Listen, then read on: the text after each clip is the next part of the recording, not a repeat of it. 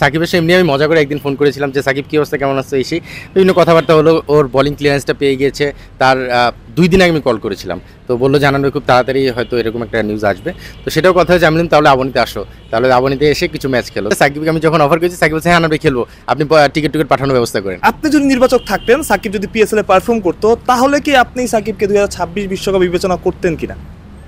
আমার মনে হয় করতাম। সাকিব আল হাসান পিএসএল দিয়ে ব্যাক করছে। আমি যতটুকু জানি, সত্য মিথ্যা আসলে জানি না, যে আপনি আবাহনীতে সাকিবকে খেলাতে চেয়েছিলেন, একটা চেষ্টা আসলে করেছিলেন। সাকিবের এই ফেরাটা আসলে এই সময়ে, বয়স তো অনেক, মানে 37-38 বছর হয়ে গেছে সাকিবের, আসলে এটা কি বলা যায় কিনা সাকিবের আবার একটা নতুন শুরু? সাকিবকে খেলাতে চেয়েছিলাম এই বিষয়টা এরকম, সাকিবের সাথে এমনি আমি মজা করে একদিন ফোন করেছিলাম যে সাকিব কী অবস্থা, কেমন আছে, এসে বিভিন্ন কথাবার্তা হলো। ওর বোলিং ক্লিয়ারেন্সটা পেয়ে গিয়েছে। তার 2 দিন আগে আমি কল করেছিলাম, তো বললো জানানো খুব তাড়াতাড়ি হয়তো এরকম একটা নিউজ আসবে। তো সেটাও কথা হয়েছে, আমি বললাম তাহলে আবনিতে আসো, তাহলে আবনিতে এসে কিছু ম্যাচ খেলো। তো এরকমভাবেই জিনিসটা জাস্ট কথার ছলেই কথা বলা। তো আমরা জানি যে সাকিব এই মুহূর্তে দেশে আসার ব্যাপারে খুব বেশি রেডি আছে, সেটা বলা যাবে না বিভিন্ন পরিস্থিতির কারণে। বাট হ্যাঁ, আমি এইভাবেই অফারটা দিয়েছিলাম।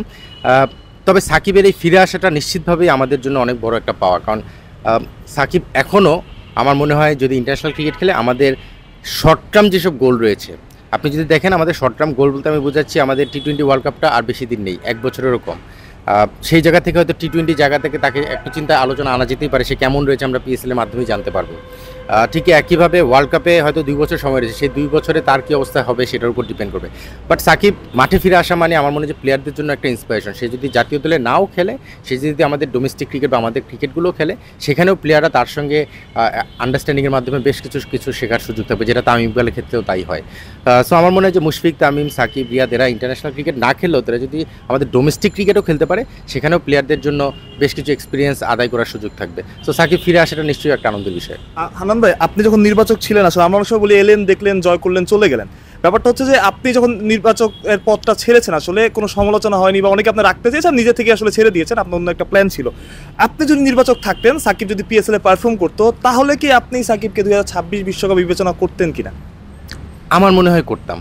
একদম স্ট্রেট ফরওয়ার্ড যদি আমাকে জিজ্ঞেস করা হয় সাকিব পিএসএলে কেমন পারফর্ম করছে, তার ইম্প্যাক্টটা কেমন থাকছে, মানে স্পেসিফিক আমি ম্যাচগুলো যদি দেখি, তার বোলিং ব্যাটিং দুইটা জায়গা থেকে ফিল্ডিংয়ে কিছুটা ঘাটতি থাকবে, এটা মেনে নিতেই হবে, কিন্তু বোলিং ব্যাটিংয়ে ইম্প্যাক্টটা কেমন থাকছে সেটার উপর একটা জাজমেন্ট করে আমার মনে হয় যে চিন্তাভাবনা করাই যেতে হবে। যেহেতু আমি বলছি যে এই সময়টা কিন্তু খুব বেশি না ওয়ার্ল্ড কাপের জন্য, এই মুহূর্তে কাউকে নিয়ে এক্সপেরিমেন্ট, কাউকে একদম রেডি করে নেওয়ার চেয়ে যদি একজন রেডি প্লেয়ার পাওয়া যায় শর্ট টার্ম একটা গোলে, আমরা সেই ধরনের জায়গায় সাকিবকে চিন্তা করতেই পারি। সো ডিপেন্ড করছে সাকিবের কী অবস্থায় রয়েছে, সেটা পারফরমেন্সের মাধ্যমেই। সো আমার মনে হয় যে সাকিবকে চিন্তা করা যেতেই পারে, যদি সে রেডি থাকে, ফিট থাকে, তাহলে আলোচনার একটা ডিসকাশনের একটা টেবিলে তার নাম আসতেই পারে। তারপরে বিভিন্ন অ্যাঙ্গেল থেকে চিন্তা করে সিলেক্টররা ডিসিশন মেক করে সেখানে ওই শর্ট লিস্টের যে প্ল্যানটা বা ওই টেবিলে যে ডিসকাশন, সেটার মধ্যে সাকিবের নাম আসতেই পারে যদি সে ফিট থাকে এবং রেডি থাকে। যে দুজন নির্বাচক আছেন তাদের সাথে আপনি কাজ করেছেন, আসলে আপনার কি মনে হয়, মানে তাদের তো আপনি চেনেন, আসলে সাকিবকে তারা রাখবেন বা বিবেচনা রাখবেন অন্তত 2026 ওয়ার্ল্ড কাপের জন্য? এটা আসলে দেশের অনেক প্রেক্ষাপটের উপর ডিপেন্ড করে, কারণ আপনারা জানেন যে এর মধ্যে আমাদের দেশে বেশ কিছু খেলা রয়েছে, দেশে অনেকগুলো ক্যাম্প হবে, সাকিব এখানে আসতে পারবে কিনা, অ্যাভেলেবেল কতটুকু হবে, এগুলো অনেক দেশের প্রেক্ষাপটের উপর ডিপেন্ড করছে। তো সেই জায়গাগুলোও কিন্তু এখানে আলোচনার একটা পার্ট। মানে সাকিব এমন একজন প্লেয়ার, সে যে কোনো জায়গায় যে কোনো ইভেন্টে যে ডিরেক্ট খেলতে পারে, বাট তারপরে হয় কি টিম বন্ডিংয়ের একটা ব্যাপার থাকে, টিমের সঙ্গে জেলিংয়ের একটা ব্যাপার থাকে। সেখান থেকে যদি সাকিব এখানে এসে রেগুলার আমাদের সব টিমের সঙ্গে ইনভলভ হয়ে যেতে পারে, সেই ক্লিয়ারেন্সটা যদি দেশীয় জায়গা থেকে, দেশের বিভিন্ন প্রেক্ষাপটে যে ইস্যুগুলো রয়েছে সেখান থেকে পেয়ে যায়, তাহলে আমার মনে হয় যে সিলেক্টররা তখন ডিফারেন্টভাবে চিন্তা করতেই পারে। সো এখানে আসলে দেশের প্রেক্ষাপটের উপর অনেকটুকু ডিপেন্ড করছে যে আসলে সাকিবকে নিয়ে কীভাবে চিন্তা করা যায়। সাকিবকে লাস্ট প্রশ্ন ভাই, আপনি যখন সাকিবকে অফার করলেন আবাহনীতে খেলার জন্য, আসলে সাকিব রিপ্লাইটা কী ছিল?